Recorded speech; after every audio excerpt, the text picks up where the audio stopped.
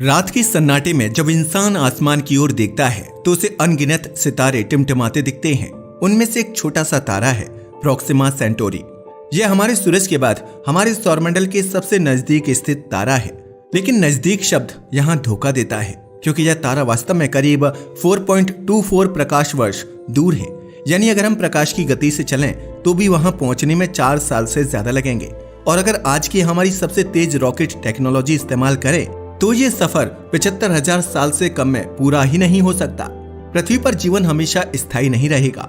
सूरज बूढ़ा होगा, पृथ्वी का तापमान बढ़ेगा, संसाधन खत्म होंगे। इसलिए वैज्ञानिकों की नजर अब उन जगहों पर है जहां पृथ्वी जैसी परिस्थितियां हो सकती हैं। प्रोक्सिमा सेंटोरी के चारों ओर एक ग्रह घूमता है, प्रोक्सिमा बी, जो अपने तारे की हैबिटेबल जोन यानी जीवन योग्य दूरी में है। इसका मतलब यह है कि वहां तरल पानी मौजूद हो सकता है, और जहां पानी होता है वहां जीवन की संभावना भी होती है। लेकिन सवाल ये है, अगर वह जगह सच में जीवन के योग्य है तो क्या हम कभी वहां पहुंच पाएंगे? अब सोचो, जब इंसान ने चांद तक पहुंचने में, जो कि हमारे पास है, हजारों वैज्ञानिकों और अरबों डॉलर खर्च किए, तब प्रोक्सिमा सेंटोरी तक पहुंचना कितना कठिन होगा। ये तारा हमसे करीब 40 ट्रिलियन किलोमीटर दूर है। 1977 में वॉयेजर 1 नाम का एक अंतरिक्ष यान लॉन्च हुआ था। इसने अब तक 23 अरब किलोमीटर की दूरी तय की है और यह अंतरिक्ष के सबसे दूर पहुंचे हुए मानव निर्मित यानों में से एक है। लेकिन अगर यही यान प्रोक्सिमा सेंटोरी की दिशा में चलता रहे तो वहां पहुंचने में 70,000 साल लगेंगे। यानी अगर अभी आपने इसे भेजा तो यह हमारी 3000वीं पीढ़ी को वहां जाकर रिपोर्ट देगा। कहना आसान है कि हम तेज यान बनाएंगे, लेकिन विज्ञान में गति बढ़ाने का मतलब है ऊर्जा की जरूरत को कई गुना बढ़ाना। रॉकेट जितना तेज चलेगा उतना ज्यादा ईंधन चाहिए, और ईंधन बढ़ाने से रॉकेट भारी हो जाता है, जिससे वह धीमा पड़ जाता है। यह एक ऐसा साइंटिफिक ट्रैप है जिसमें दुनिया के सारे इंजीनियर्स फंसे हुए हैं। अगर हमें प्रोक्सिमा तक सिर्फ 100 साल में पहुंचना है तो हमें ऐसी स्पीड चाहिए 12,000 किलोमीटर प्रति सेकंड, यानी 0.04 प्रकाश गति। यह आज की किसी भी मशीन के बस की बात नहीं है।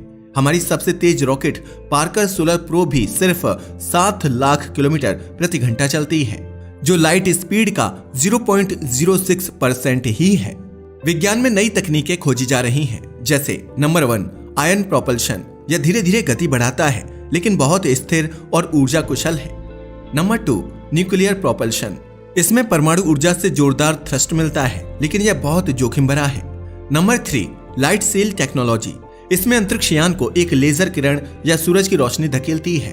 इस तकनीकी पर Breakthrough Starshot project काम कर रहा है, जिसका लक्ष्य है एक माचिस की तीली जितना छोटा यान जो प्रकाश के 20% गति से यात्रा कर सके। अगर यह सफल हुआ तो प्रोक्सिमा सेंटोरी तक पहुंचने में सिर्फ 20 साल लग सकते हैं। यह विचार तो अच्छा है, पर इसे सच करना अभी बहुत मुश्किल है। स्पेस कोई खाली जगह नहीं है। वहां पर कॉस्मिक रेडिएशन, माइक्रो मीटेओरॉइड्स और डस्ट पार्टिकल्स हर दिशा में घूमते रहते हैं। अगर कोई यान प्रकाश गति के 10% पर भी चला तो एक रेत के कण जैसी चीज भी उस पर बम की तरह टकरा सकती है और उसे नष्ट कर सकती है। इसलिए वैज्ञानिक कहते हैं कि स्पेस में दूरी नहीं, खतरा असली दुश्मन है। मानव शरीर और दिमाग लंबे समय तक अंतरिक्ष की खामोशी में टिक नहीं सकते। शून्यता, अकेलापन और रोशनी की कमी इंसान को मानसिक रूप से तोड़ देती है। अगर ये यात्रा हजारों साल चले तो शायद कई पीढ़ियां उस यान में पैदा होंगी और मरेंगी बिना धरती देखे। क्या वे जान भी पाएंगी कि उनके पूर्वज कहां से आए थे? आज हमारे पास जो भी टेक्नोलॉजी है वो सिर्फ हमारे सौरमंडल तक सीमित है। हमें अपने रॉकेट, प्रोपल्शन सिस्टम्स और ऊर्जा उत्पादन को हजारों गुना बेहतर बनाना होगा। इंसान ने अब तक समुद्र पार किए, आसमान छू लिया, चांद पर कदम रखा। अब चुनौती है सितारों तक पहुंचना। कल्पना करो, कोई अंतरिक्ष यान पृथ्वी से उड़ान भर चुका है। उसका लक्ष्य है प्रोक्सिमा सेंटोरी, वो तारा जो हमारी आंखों से तो बस एक चमकता बिंदु लगता है, लेकिन वहां पहुंचने में लाखों साल लग सकते हैं। रॉकेट अंतरिक्ष की काली गहराइयों में धीरे धीरे आगे बढ़ रहा है और उसके पीछे बस एक चीज बची है, पृथ्वी की फेडिंग रोशनी। अब सवाल ये नहीं है कि क्या इंसान वहां जा सकता है, बल्कि ये है कैसे। और इसी कैसे का जवाब भी इस यात्रा को असंभव बना देता है। रॉकेट को प्रकाश की 10%, 20% या 50% गति तक पहुंचाने के लिए एनर्जी रिक्वायरमेंट एक्सपोनेंशियल रूप से बढ़ती है। अगर हमें सिर्फ 10% लाइट स्पीड चाहिए तो हमें उतनी ऊर्जा चाहिए जितनी पूरी पृथ्वी एक साल में उपयोग करती है। और अगर हम 50% लाइट स्पीड चाहते हैं तो उतनी ऊर्जा चाहिए जितनी हमारे सूरज से कुछ सेकंड में निकलती है। यह आंकड़े डराने वाले हैं क्योंकि मौजूदा केमिकल फ्यूल रॉकेट्स इतनी ऊर्जा कभी दे ही नहीं सकते। यहाँ तक कि अगर पूरा पृथ्वी का ईंधन एक ही रॉकेट को दिया जाए तब भी वह उस गति के आसपास नहीं पहुंच पाएगा। इसी वजह से वैज्ञानिकों ने नजर डाली है न्यूक्लियर फ्यूजन पर। यह वही प्रक्रिया है जो सूरज के अंदर होती है, जहां हाइड्रोजन के परमाणु मिलकर हीलियम बनाते हैं और ऊर्जा छोड़ते हैं। अगर हम इस प्रक्रिया को नियंत्रित कर सकें तो हम लगभग अनंत ऊर्जा प्राप्त कर सकते हैं। 1950 के दशक में प्रोजेक्ट ओरियन शुरू हुआ था। इसका लक्ष्य था ऐसे रॉकेट बनाना जो पीछे परमाणु बम्बों के विस्फोट से थ्रस्ट ले सके। थ्योरी के हिसाब से यह काम कर सकता था, लेकिन यह इतना खतरनाक था कि दुनिया ने इसे रोक दिया। सोचो, हर सेकंड में एक न्यूक्लियर धमाका सिर्फ एक रॉकेट को आगे बढ़ाने के लिए। अब विज्ञान की नजर है फ्यूजन प्रोपल्शन सिस्टम्स पर, जैसे डेडलेस प्रोजेक्ट और इकारस इंटरस्टेलर। इनका मानना है कि अगर हम हाइड्रोजन को नियंत्रित फ्यूजन में बदल सकें तो हम 0.1 से 0.2 लाइट स्पीड तक पहुंच सकते हैं, लेकिन यह अभी सिर्फ गणनाओं और प्रोटोटाइप्स तक सीमित है। साल 2016 में एक बड़ा ऐलान हुआ, Breakthrough Starshot project. रूसी अरबपति यूरी मिलनर, वैज्ञानिक स्टीफन हॉकिंग और अन्य वैज्ञानिकों ने मिलकर एक ऐसा मिशन प्रस्तावित किया जो इतिहास बदल सकता है। इसका विचार सरल था लेकिन अविश्वसनीय। एक माचिस की तीली जितना छोटा स्पेसक्राफ्ट जिस पर एक लाइट सील लगा होगा।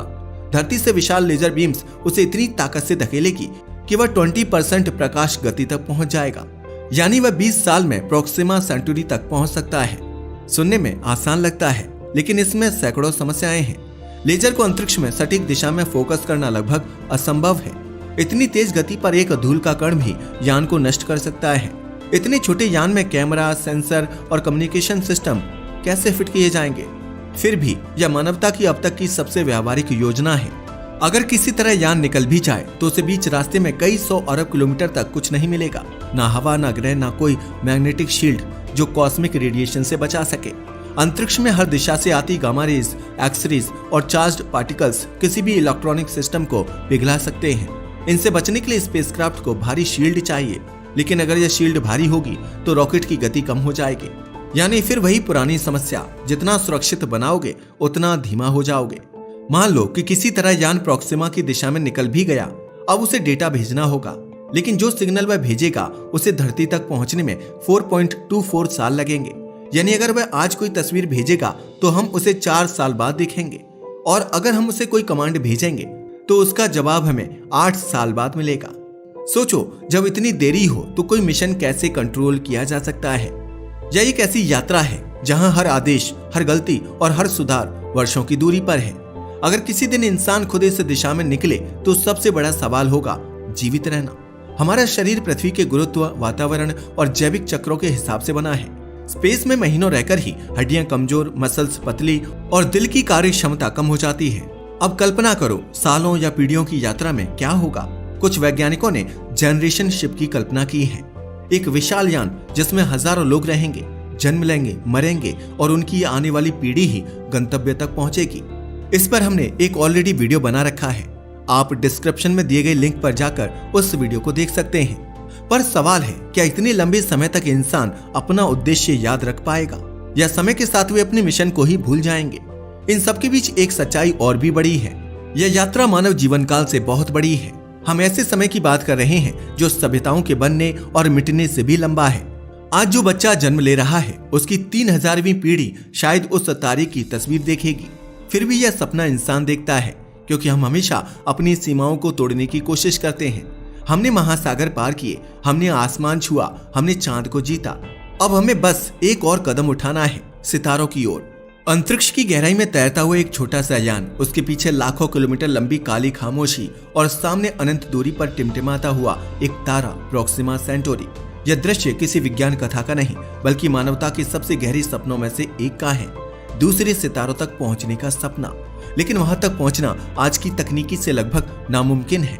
पर अब सवाल है, क्या भविष्य में यह सपना हकीकत बन सकता है? विज्ञान के इतिहास में एक विचार बार बार सामने आता है, अगर दूरी बहुत ज्यादा है तो क्यों ना स्पेस को ही मोड़ दिया जाए। यही सोच वार्प ड्राइव का आधार बनी। सैद्धांतिक रूप से इसका मतलब है कि हम किसी यान के आसपास के अंतरिक्ष को कंप्रेस और एक्सपेंड कर दें, यानी यान खुद तेजी से नहीं चलेगा, बल्कि स्पेस टाइम ही उसके चारों ओर खिसक जाएगा। 1994 में फिजिसिस्ट मिगुएल अल्कुबिएरे ने इसका गणितीय मॉडल पेश किया। अल्कुबियरे वार्प ड्राइव थ्योरी कहती है कि अगर हमारे पास नेगेटिव एनर्जी हो तो हम एक वार्प बबल बना सकते हैं जो प्रकाश से भी तेज चलेगा। समस्या यह है कि यह ऊर्जा हमारे ब्रह्मांड में कभी देखी ही नहीं गई।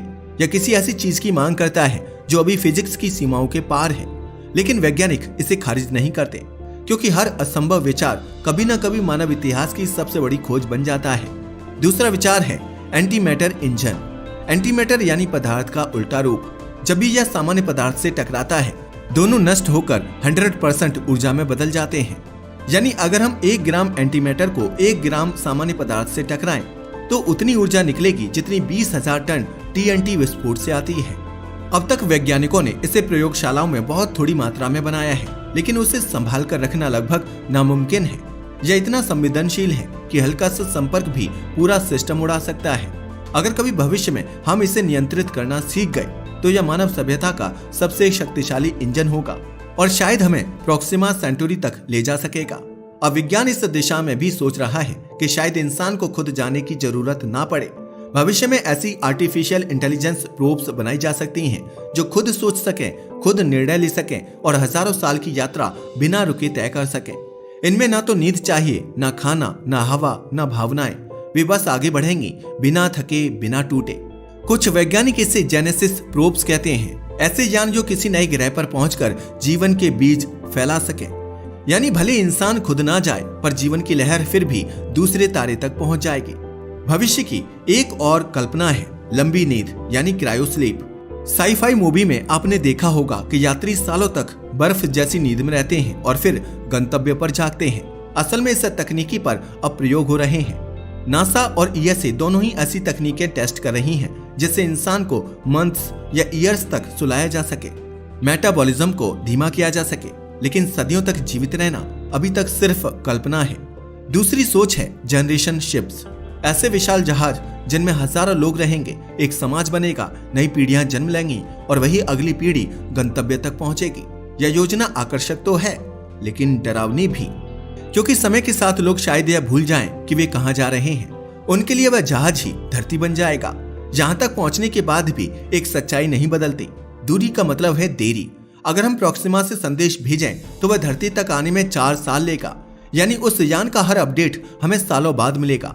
यह ऐसा मिशन होगा जो अपने भाग्य का फैसला खुद करेगा, क्योंकि धरती से निर्देश भेजना लगभग बेकार होगा। इस खामोशी में उस यान की हर बीप, हर सिग्नल मानव इतिहास की सबसे कीमती आवाज होगी। अब तक हमने देखा कि यह यात्रा असंभव जैसी लगती है, पर अगर इतिहास कुछ सिखाता है तो वह यह है कि इंसान असंभव को भी मुमकिन बना देता है। कभी उड़ना नामुमकिन था, कभी चांद पर जाना पागलपन था, कभी मंगल पर लैंडिंग कल्पना थी, लेकिन सब हुआ। आज वैज्ञानिक लेजर सेल बना रहे हैं, नैनो स्पेसक्राफ्ट डिजाइन कर रहे हैं, फ्यूजन इंजन टेस्ट कर रहे हैं। शायद आने वाले 100 सालों में हम उस मुकाम पर पहुंच जाएं, जहां प्रोक्सिमा सेंटुरी अब बस एक सपना नहीं बल्कि एक मंजिल बन जाए। शायद हम खुद उस तारे तक ना पहुंच सकें, पर एक दिन हमारी बनाई कोई मशीन वहां पहुंचेगी और वो जब प्रोक्सिमा बी की सतह से पहली तस्वीर भेजेगी तो वो तस्वीर सिर्फ एक ग्रह की नहीं होगी, वो मानव आत्मा की विजय की तस्वीर होगी। क्योंकि इंसान सिर्फ जीने के लिए नहीं बना, वह खोजने के लिए बना है, खुद को, अपनी सीमाओं को और उस अनंत ब्रह्मांड को जो उसकी प्रतीक्षा कर रहा है। दोस्तों, आपको क्या लगता है, क्या हम कभी प्रोक्सिमा सेंटुरी तक पहुंच पाएंगे? हमें नीचे कमेंट करके जरूर बताइएगा। आज के लिए बस इतना ही। वीडियो पसंद आया हो तो इसे लाइक और शेयर करें। धन्यवाद।